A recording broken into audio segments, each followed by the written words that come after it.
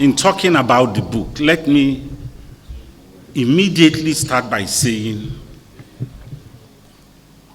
that the book is in a very rare area of historical studies, medical history.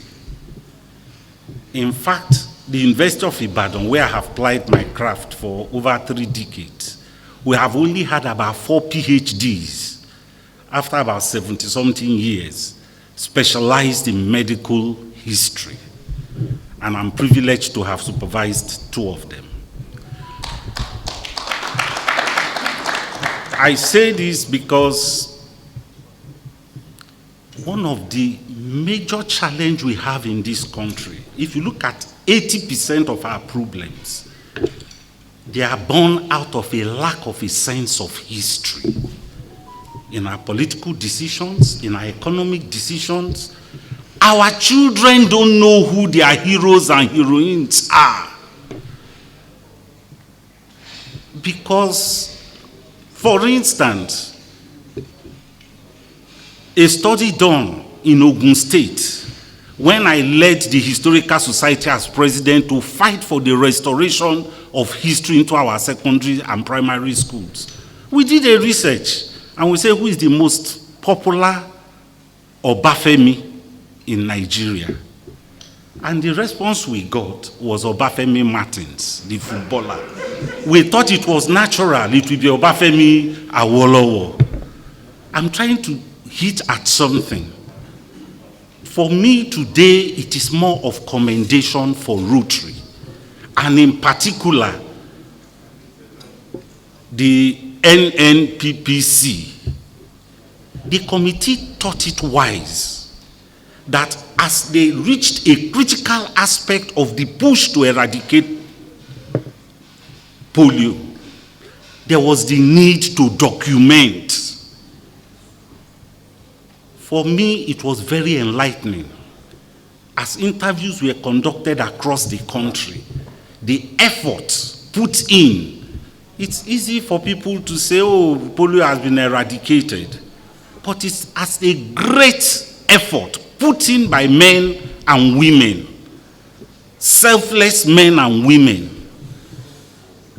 One of the things that excites me, and right now I'm the director of research at the Nigerian Army Resource Center, we do the thinking for the military and by extension the government. And when COVID-19 came and there was panic, we had a committee to think it through, and I told them, don't worry, Rotary has the strategy to combat COVID. For me, it is a major legacy, and I mean it with all sense of responsibility. The strategies and the structures set up, the persistence to be able to push polio out of this country is a legacy that must not be forgotten. Those strategies, we must retain them. Yes, we may be saying bye-bye to polio today. Only recently it was announced that there's now a vaccine for malaria. The prize for a good job, for doing your job very well, is that more jobs will come to your table. If not directly, as consultants, come and tell us how you did polio so that we can also apply the same strategies to eradicate other diseases within our geopolitical zone. O-T-A-R-Y,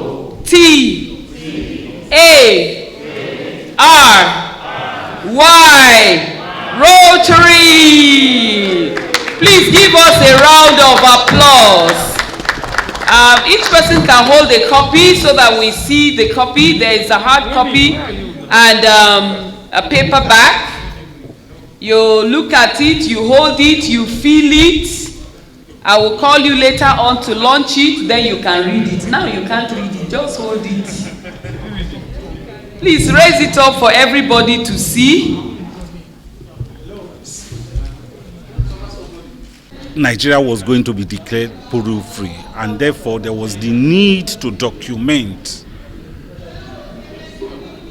the efforts of Rotary International in the eradication struggle. That was basically what motivated the writing of the book. Okay, so now that Nigeria has been certified in polio, what is your advice for Nigerians and Nigerian parents? Well, what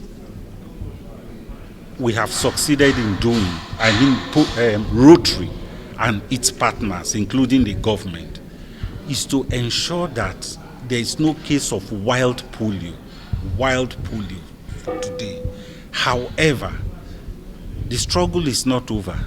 There must be continuous vaccination of the Nigerian child, such that if for any reason it strays into the Nigerian territory, it will be possible to sustain the eradication if all children are or if all children are vaccinated.